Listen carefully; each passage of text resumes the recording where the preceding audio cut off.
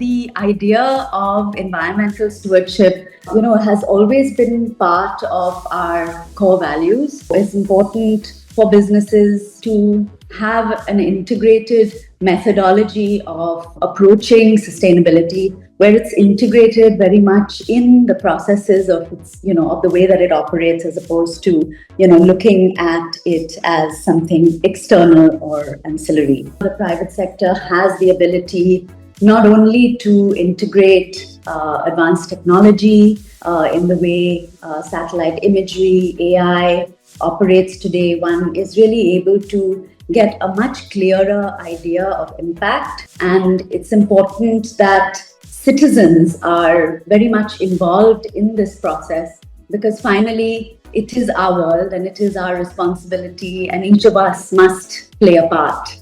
We also chose for the focus of the coalition is urban context, especially urban India. The perspective that WRI brings on land use and how one can really study all of the different land use conflicts as well as issues which one has to grapple with in an urban context, and how does one lay them out in a systematic way. The expertise that WWF brings in the whole ecological part of mangrove restoration as well as rehabilitation and propagation. MSSRF really brings the expertise of community-led initiatives and citizen science, which they have been doing for several decades. Stanford really brings in the technological aspect. And all of the partners in the coalition bring tremendous expertise on each of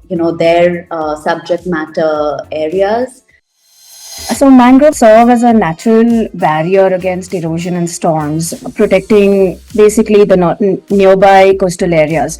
And therefore, their protection and conservation is an important starting point in really planning for coastal resilience at not only the city level, but also at the community level through a lot of conservation effort strategies. So, some of these kind of planning strategies include demarcating and incorporating mangroves and other natural areas into the city's development plan. Building citizen science and community awareness are important strategies to really bring people together into the process and have that continued sort of buy-in to keep these ecosystems thriving. So I think this is a very critical issue, because without the involvement and participation and full engagement of citizens, and particularly of communities that live in areas where there are mangrove forests, it is going to be impossible for us to have healthy mangrove ecosystem. We know that biodiversity is closely linked to human health and well-being, but this is not well understood or appreciated. But the moment you lose a green space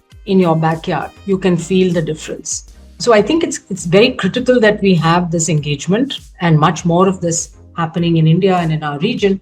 But it is a question of people sitting down together in a room and discussing the challenge that we are all trying to address jointly, and being very open to listen to each other's views, not being judgmental, not being sort of thinking that, we have the best perspective.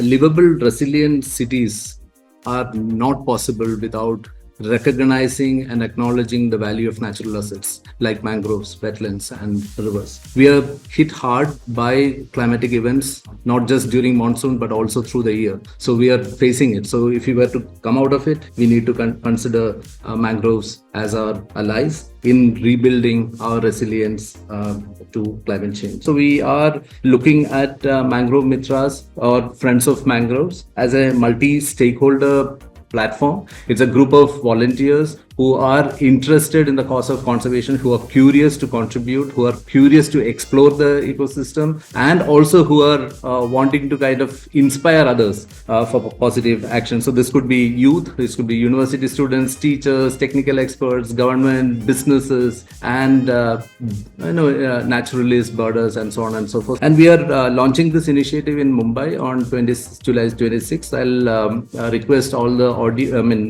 listeners to reach out to us, be part of this initiative for protect our mangroves in Mumbai as well as in Chennai.